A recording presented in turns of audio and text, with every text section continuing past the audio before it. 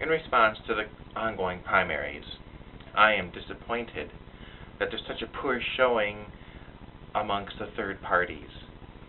I thought America wanted change, but all they're looking to change is the person who lives in the White House and maybe nothing else.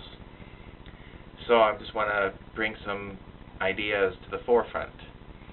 There are third parties. You don't have to go Democrat, you don't have to go Republican.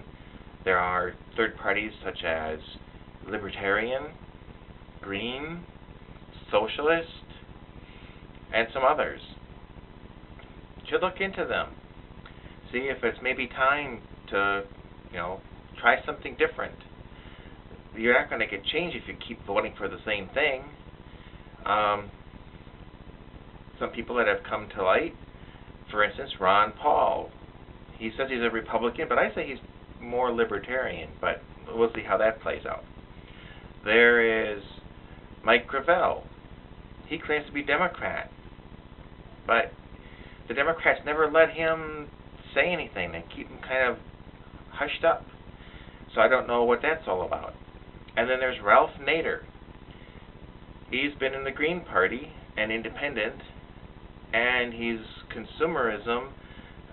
He's looking out for the consumer guy. He's looking out for you and me, making sure that our cars are safe and that, things like that. So it seems to me that he kind of has our interests at heart. The Democrats and Republicans are talking about having health insurance for everybody. That means you'll have to buy insurance, and we'll have an insurance-controlled health system. And insurance companies have to make a profit. And they do that by charging premiums and by not necessarily paying all the claims. So think about that. If somebody says, we're going to make everybody have affordable health insurance, you're getting insurance out of the candidate, you're not getting health care out of the candidate. So keep that in mind when you look at these candidates. Look them up. Look them on the web.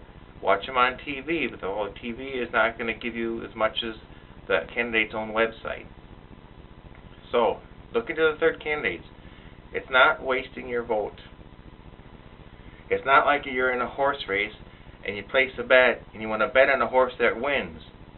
Because in this race, you place your bet and somebody else wins. Keep that in mind. You have to look at the candidates. When is it your turn to win?